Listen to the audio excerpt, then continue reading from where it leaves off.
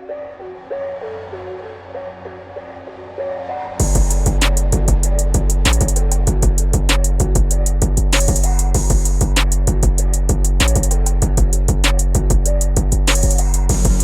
right, episode number 2 of Separation Nation.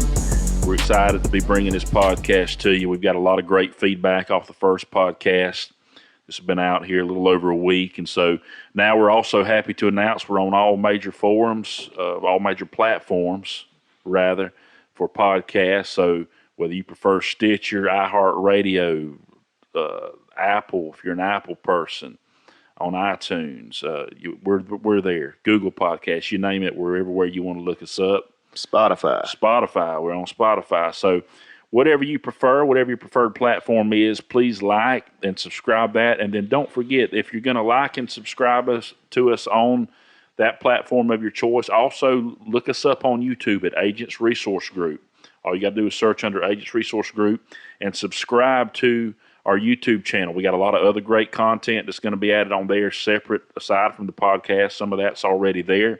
But whatever platform you like us on, please go and make sure you're liking the video version there on YouTube, and vice versa. If you prefer to just watch it on YouTube, make sure that you're subscribing to whatever is the platform of your choice. But again, we're excited. All we ask that you do, and we require of you, if you're going to be a supporter, if you're getting any value at all from this podcast, just be sure to share the love, tell somebody about it, share it on social, and of course, like and subscribe. Today, we're going to be talking about goals.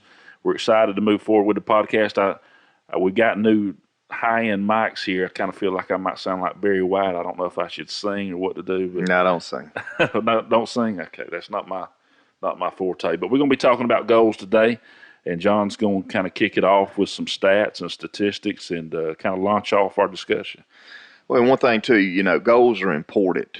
And with this podcast, it's called Separation Nation, because we're looking at the separators that separate the good from the great, to separate the super successful from, I don't want to say average, but from everyone else, and what causes those people to excel where others may not. And I don't believe, and before we get into the stats, and you can tell me your opinion on this, Justin, let me put it this way. I believe you can have great success in business and in life without getting as detailed into goals as we're going to get. But I will say this. Why have great success when you can have even greater success? If there's something that you can do that can change the game for you, that can take you from good to great, that can take you from successful to super successful, why not use it? And I believe goals is something that's kind of been a game changer in my life, and I know it's been a game changer in your life. It's helped us grow the 2 or 3 companies that we're running. And I got these statistics from a book I read a few years back by Brian Tracy. It basically says that only 3% of the population have written goals. And according to studies done by Yale and Harvard University, these people eventually earn 10 times as much as people without goals. So 3% of the population has actually written their goals down and eventually end up earning 10 times, not 10%, but 10 times more than people who do not have goals that they have written down and that they're after. And so to me, it's a no-brainer. As I was thinking about this morning, I look back in my career, and our careers have paralleled each other because we both started pretty much growing this business together at the same time, or at least Agents Resource Group and Paramount Benefits Group. I never, in the beginning, wrote my goals down. This is something that I've only done probably for the last 4 or 5 years, but I always had a goal. To me, it was a number. There was a number I had to hit by Friday. And I would take that number and I'd break it down, and I'd know what I had to do every single day to get to that number, and I wouldn't stop until I got it. That was my goal. It wasn't detailed. It wasn't extravagant. I didn't have a house that I wanted to buy, or a car that I wanted to buy, or a boat that I wanted to buy at the end of reaching that goal. It was just a number for me. I started real small, But if I really think back and look back over the years, I've always done this. Whether it's working out, I had a number I wanted to get to. Whether it's losing weight, I had a number I wanted to get to. Whether it's making money, production, it was always a number for me. Well, it's like you always say, you got to know your numbers to grow your numbers. That's right. And you can only manage what you measure. And at the end of the day, you'll have nothing to measure if you don't manage what you have. So you have to be aware of it, and it brings us back to the point, which is philosophy that you hear a lot of people talk about. I learned it personally from Zig Ziglar, but you can either be a walking generality or a meaningful specific in life.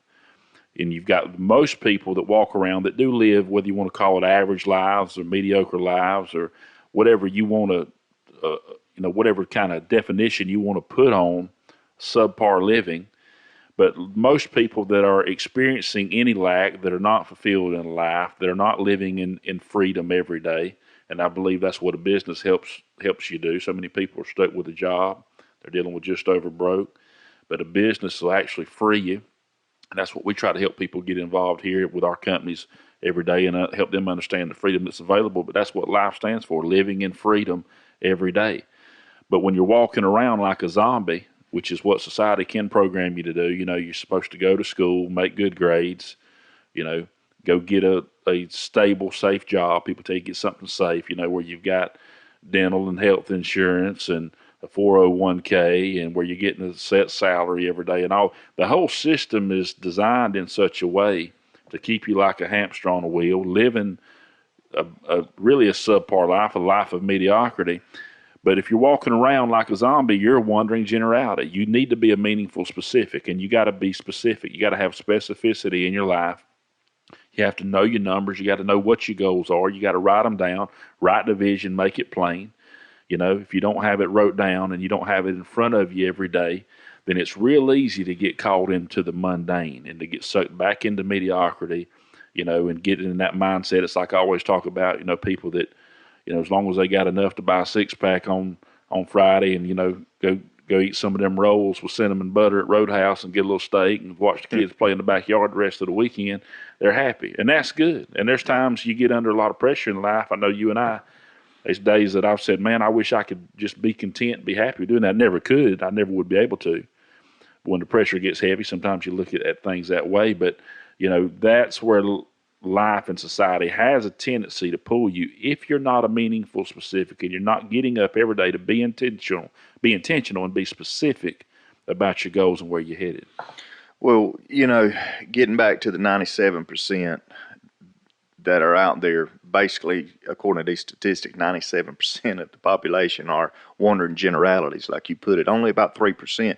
What keeps people from actually becoming that 3% that actually dare to dream, have the audacity, have the courage to actually dream big, have huge goals, to write those goals down, make them plain. Even the Bible says to write the vision down, make it plain so he that runs can run with it.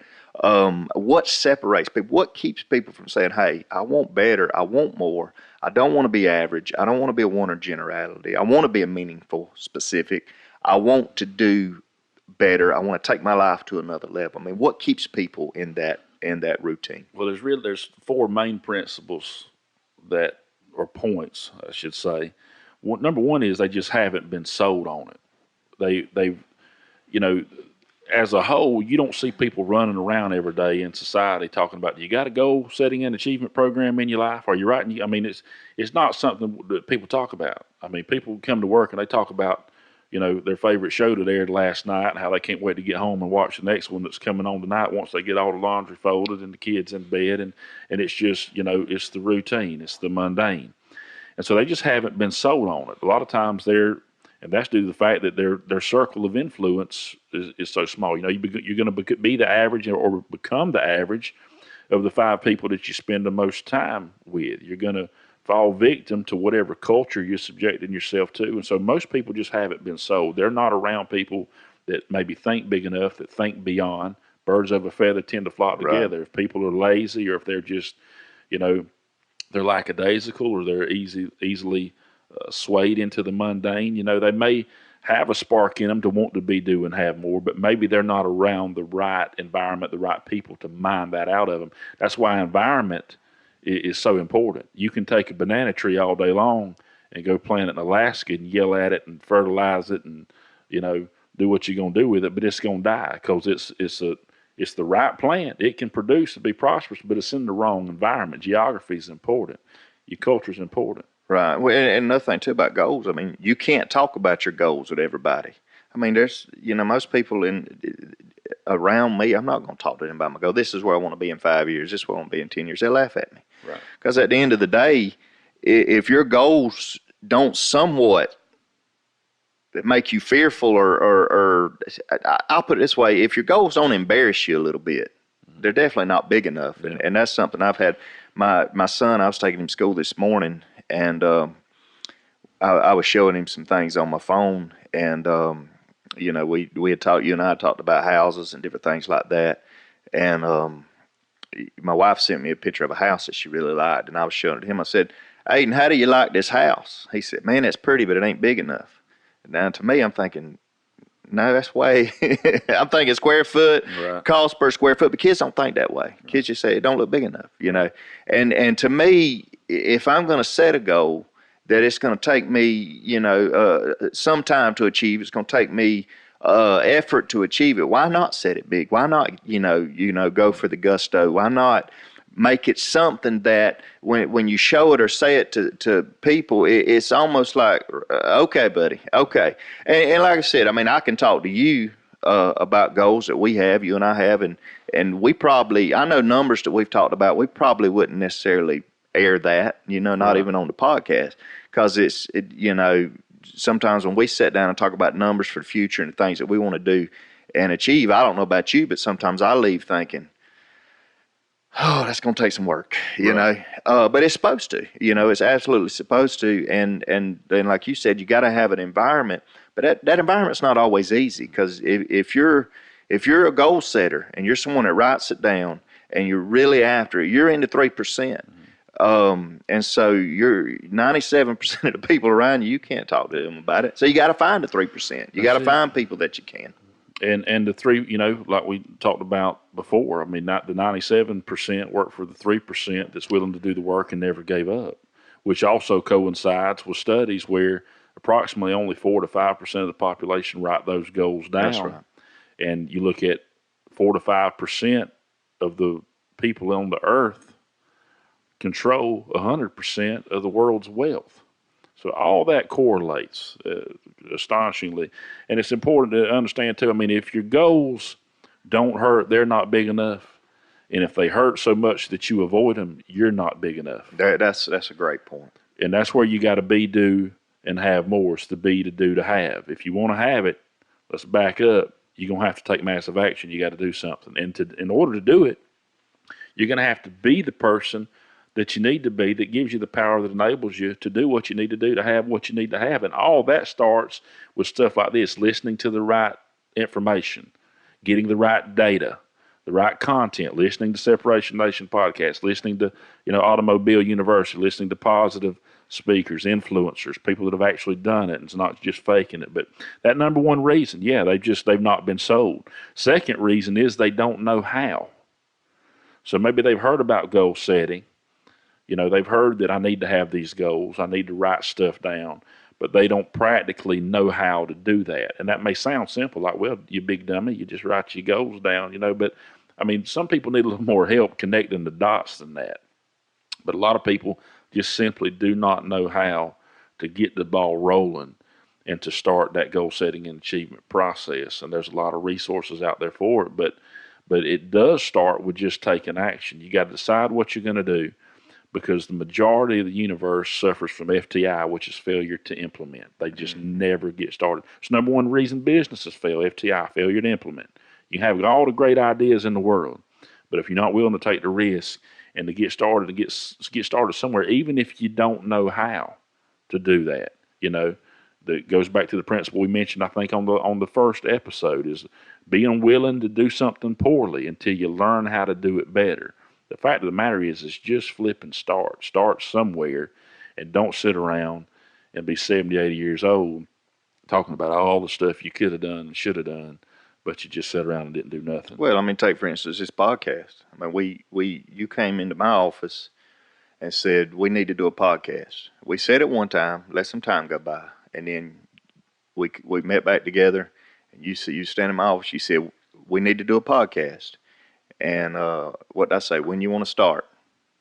What did we do? Next week. Next week we had a podcast, and like I said, I mean we've everything's not been perfect. We've gotten fancy mic stands and nice mics now, but we started out with borrowed stuff. But I mean it worked, and we made it happen. That is the biggest hang up, I think, and the same thing with goals. You know, and the good thing about what we're doing here, you know, we're talking. The people that tune in and listen on this podcast may be in that 97%, but our goal is to take people from, and we've done this in business, we've done this in the companies that we've ran, we've done this with insurance agents and financial professionals. We've taken people that were wandering generalities and we made them meaningful specifics by teaching them the things that we've learned, that we've done, that we've implemented in our lives that have changed and gave us an edge. And with this, and with this podcast and with everything we're doing, we're seeing people move from the 97% to the 3%. You may not know how, but you figure it out. That's what I've always said. Commit. And once you've committed to doing something, figure out how to do it. I'm going to write my goals down. We'll write them down. You know, where you want to live in 10 years, where you want to live in 5 years, how do you want to live? And to me, and you tell me how you feel about this, but to me, the goal for me for so long, and this is what held me back, I grew up, you know a little bit about my background. I grew up in extreme poverty. We had nothing coming up. It was lights cut off from time to time. They cut our water off all the time, and and we'll talk more about that later. But I spent probably the first 10 years of my adult life, at least until age 30, basically trying to escape poverty, trying to run from poverty. And what I realized in my 30s was that my entire life was running away from something. When I learned about goal setting, it changed my perspective completely. Now I'm setting goals, I'm writing goals down, I'm trying to implement the strategies and do the things in my life that I need to do to become more, because you made a powerful statement when you said, and correct me if I'm wrong, I think I remember how you said it. You said if your goals don't hurt you, they're not big enough. If they do hurt you, you're not big enough. If they hurt so much that you avoid them, you're not big enough. You're not big enough. And to me, that's key. You know, and you hear this with people all the time, set goals, but set realistic goals. I don't believe that. I believe that if it's a realistic goal, then it's a goal that you today, as the person you are, you can reach that. I believe you should set unrealistic goals so that you have to become more. You have to become better. There's going to be a lot of steps that you're going to have to take in life to become the person that can achieve that goal, to where it eventually becomes realistic. But it can start, and most of the time should start, as something that's unrealistic. I believe your goals and your dreams and your visions should keep you up at night. It should be something that holds you accountable, that makes you become the person that you need to be. Because there's an old saying you hear over and over, is that people don't change. 97% of the population, they don't change. They have no reason to change. But the people who are willing to change and willing to become more and to do more, they are the ones that will have super success. And so for me, when I started writing goals down, to me it was about freedom. It was about having the freedom to make the choices in life, where my kids go to school, where I live, not to just settle for what I can have, but actually have the freedom to have what I want and to be able to do the things that I want to do. So when I started writing goals down, and I started visualizing my future and what it wanted to be, what it did for me was allow me to, instead of running away from something, running away from poverty, I was able to start running to something. And I would rather spend my life running toward freedom than away from poverty. Right. And that's what people need to do, is just run. Run, Forrest, run. You know what I'm saying? Mm-hmm. I mean, just getting. And one of my favorite quotes is actually off the TV show Dallas when it came back on. I don't know if it was on the original one, but J.R. Ewing said, you know, basically promise the world and figure out how to deliver it tomorrow. You know, that's a great. You just take the action. And what you said as far as speaking to unrealistic goals, we mentioned on another podcast, I think we talked about, but, the Vince Lombardi quote, while perfection is unattainable, if you'll shoot for perfection, at the very least, you'll hit excellence. And so it's not about, setting something you can achieve.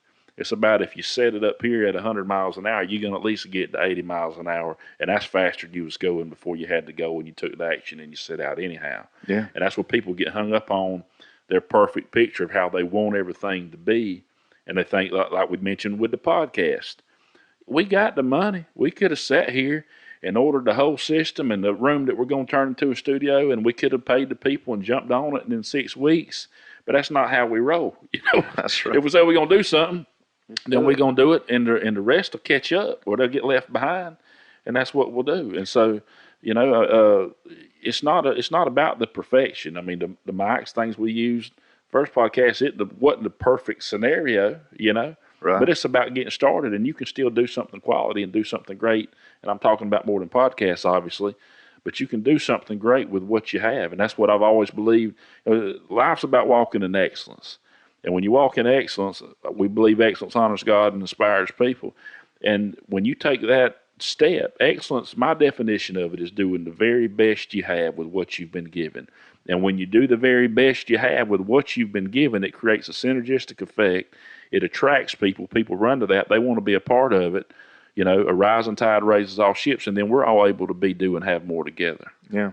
And one thing, too, you kind of getting back on that point that we talked about, when we set the goal, said, okay, we're going to do a podcast. We didn't have a subject title. We didn't have a name. You actually, what we're going to call it. And I'm like, we'll figure it out. But we had a deadline. Right. And to me, every goal needs a deadline.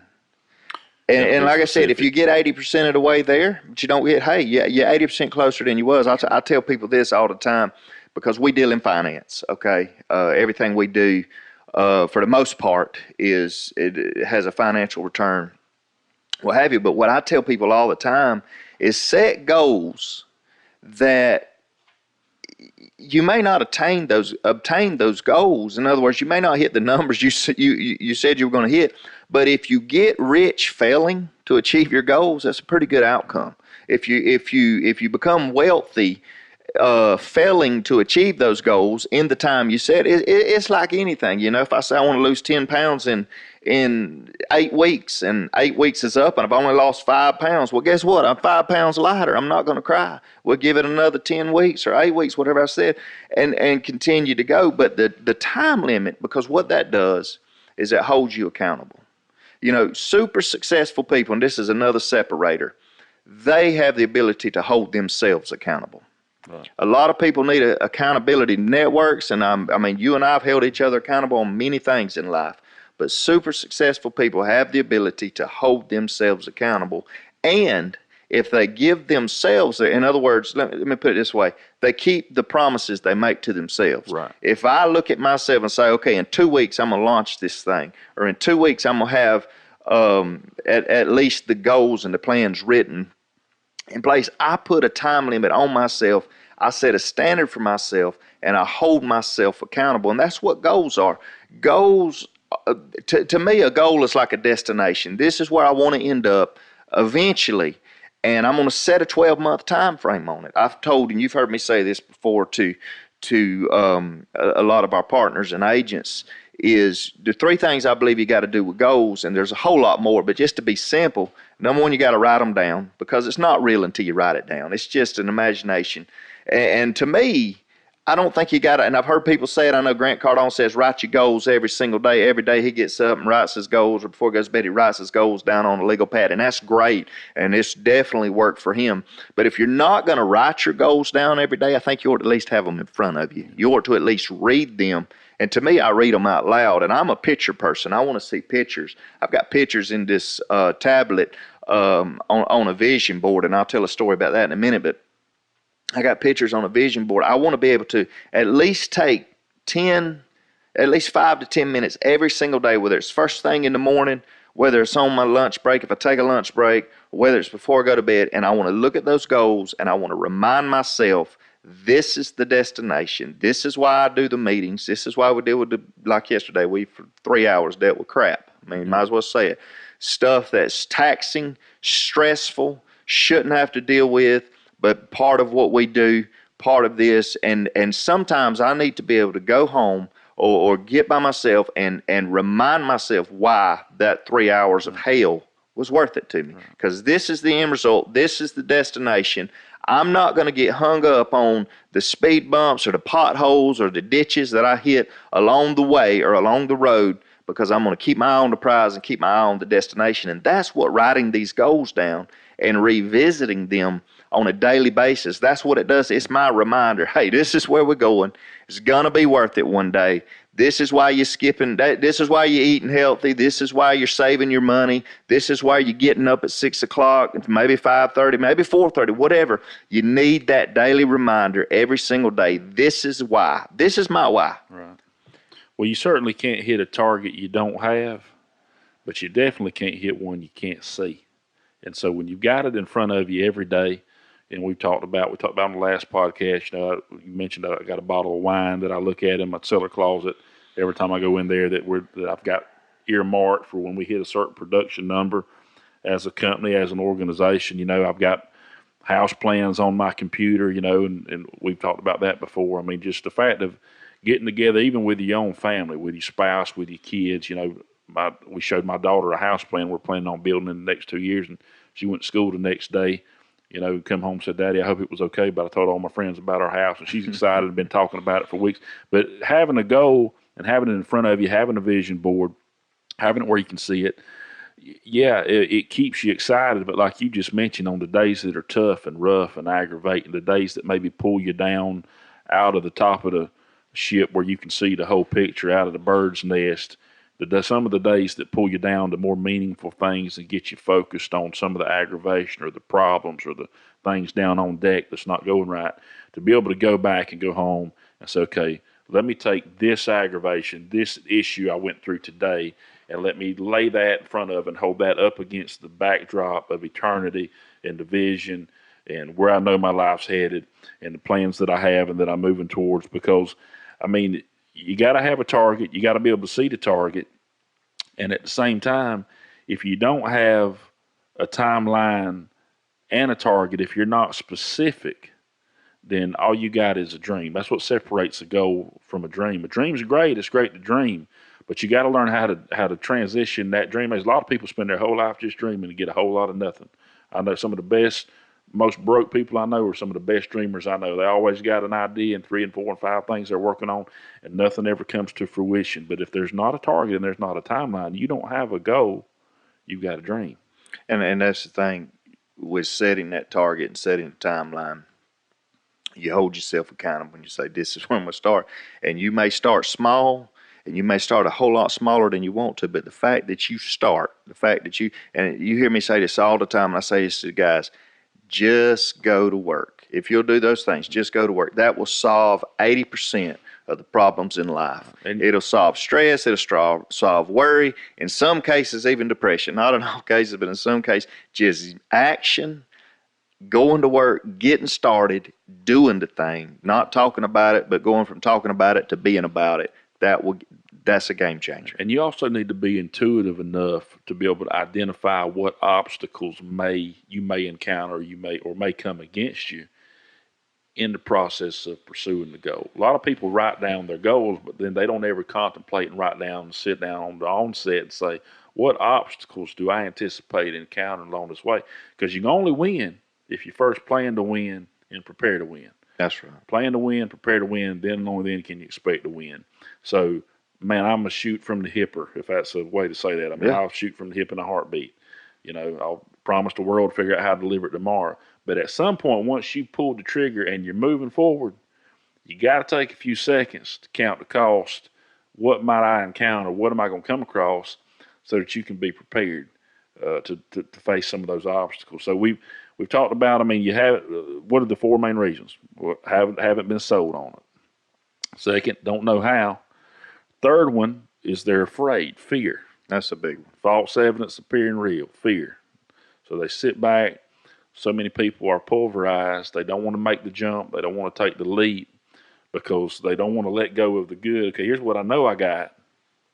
Okay, but I don't want to let go of this. Well, if I'm holding this right here, and you got something better over there, you got a 2 liter of Perrier, and I'm sitting here holding a little old bottle of it. Okay, if I want the bigger and the better and the quantity and the more prosperity, I've got to be willing to drop this and let this go so that my hands can take what's coming next. Yeah. But most people are so scared to let go of the sure thing, quote unquote. And ain't nothing sure, by the way, to use a southern term. Ain't nothing sure.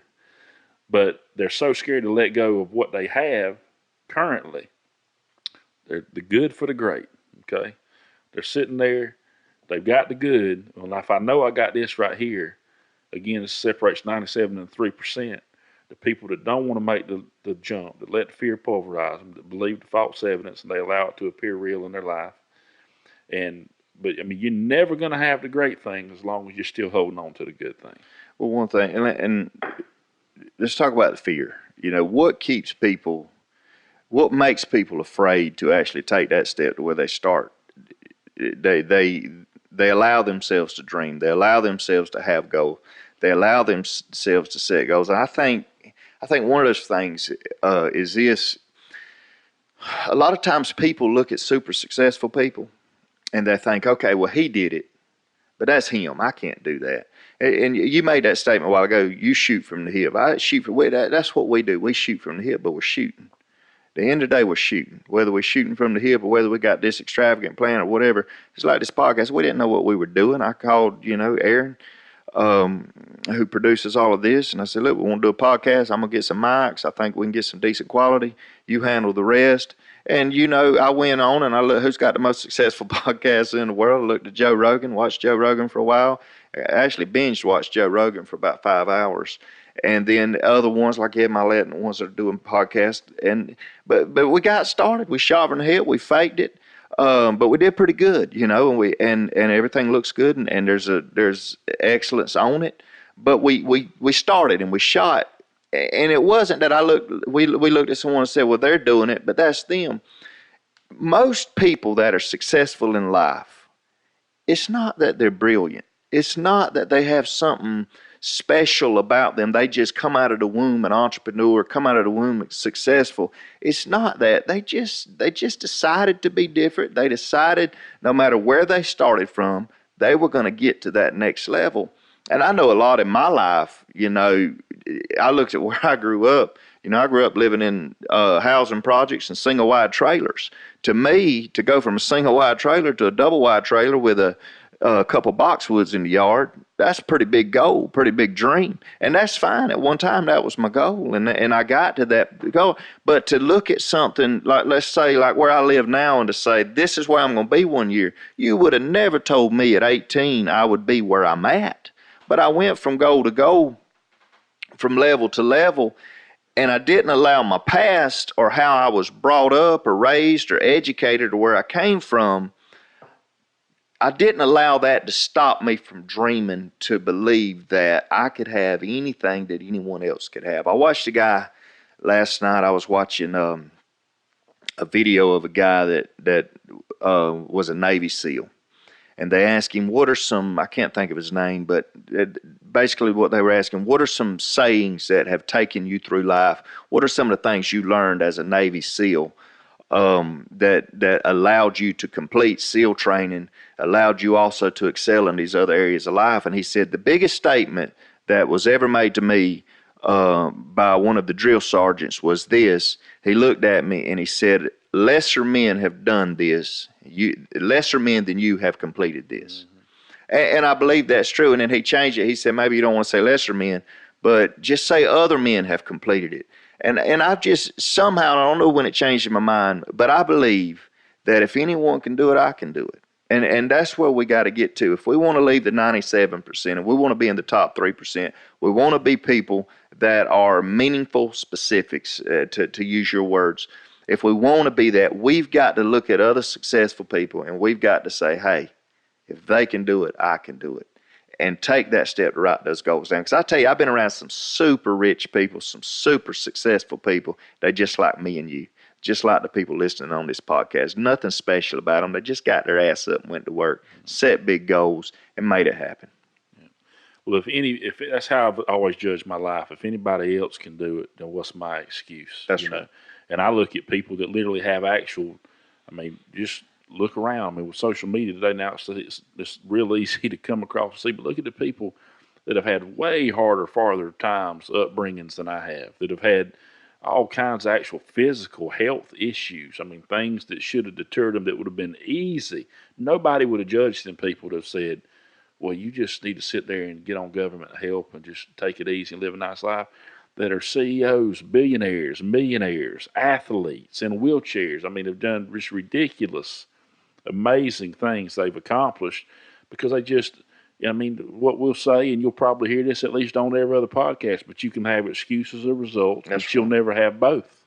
You can't, I mean, it's going to be one or the other. Well, and the truth of the matter is there'll be people listening to this podcast and people in life that make excuses for why they can't achieve the things. And basically it's fear of failure. Well, failure, we shouldn't fear failure. Failure is part of the process. It's a necessity. We're going to fail. If you're trying at anything, if you're not failing, you're not trying. Bottom line. But at the end of the day, there's people that have done far more than I've done up to this point with far less than I have, with far less ability, far less talent, because talent and ability can only take you so far. The rest of it is making a decision to do it and getting out there and putting the work in. So hard work will always beat talent. Hard work will always beat talent. I couldn't agree with that more. I told you 3 things I said when it comes to setting goals. Number 1, write those goals down. And this is the big one to me. Once you've written those goals down, you got to break those goals down. If you got a 1-year goal, you got to divide that by 12, and then now you've got 12 monthly goals. Divide that into weeks, you got 52 weekly goals. This was my career. This was your career because we did this. We ran together in tandem. I always had a number every week. This is the big thing I see with people, especially in the insurance business. They set a goal. They may even break it down. This is what I got to do today, or this is what I got to do this week, or this is what I got to do this month. But here's the temptation, and to me, I've always said this: the biggest tool, or the biggest asset, or the biggest weapon that you can have in anything is consistency. To me, consistency is the key to everything when it comes to success. What you do daily is going to define you. Not what you do from time to time, but what you do daily will define you. And this was my mentality. Work like tomorrow does not exist. Do as much as I can do. And I've heard Arnold said this. He said the reason he was able to be however many Mr. Olympias he won, he said the reason I was able to do that is I trained like every set was the last set. I never saved anything for the next set. If I had 10 reps and I got 10, I would go for 12. If I went for 12, I would go to 13. And his goal was failure. Always failure. And always train like there's not going to be another set. This is it. Give it 100% of everything I've got, and then I'll rest for 30 seconds, or then I'll rest for 60 seconds, and then I'll turn around and do it again. And I'm going to work like there's not another set. And that was always my mentality, and still is. I'm going to work like there's no tomorrow. In CrossFit, we got this saying, but one of my biggest obstacles in CrossFit when I started doing that is I didn't understand the terminology. I didn't know what a WOD was. I didn't know what an AMRAP was. I didn't know any of these terms. But there's a term in CrossFit called AMRAP. And what that means is we've got a time cap. Maybe that time cap's 10 minutes. And in those 10 minutes, we've got an AMRAP that means as many rounds as possible.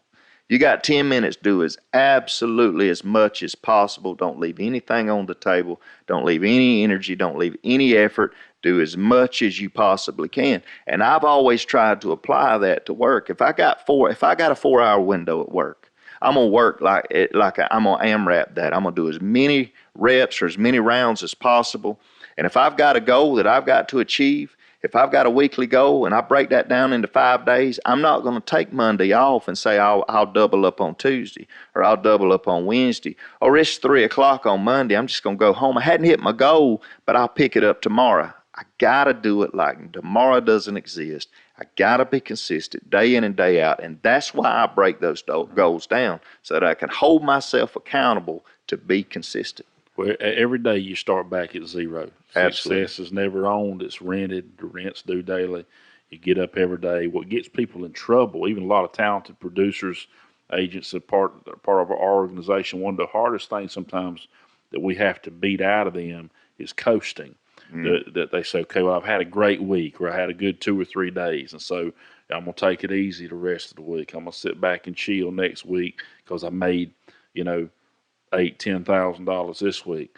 Well, that's what gets you. You're never going to step in to greatness and to wealth. So you got to understand, successful people do every day, not some days. They do every day what unsuccessful people only do occasionally. You have to get up. You have to pay the price, and you got to understand that there's going to be some weeks, even when you're out there killing it and you're giving it your all, that things turn against you. The wind's against you, the tide's against you, you're swimming upstream. It's just a law of the universe. The weather's not always going to go in your favor, and you're going to have things that you got to fight. Well, if you're killing it every week, even on the weeks that it's difficult and that you may not do what you need to do, the fact that you didn't take off every other week or you didn't skip all these days has got you in a financial position that you're not fretting the week that the weather turned against you. You still got more than enough. You're still prosperous.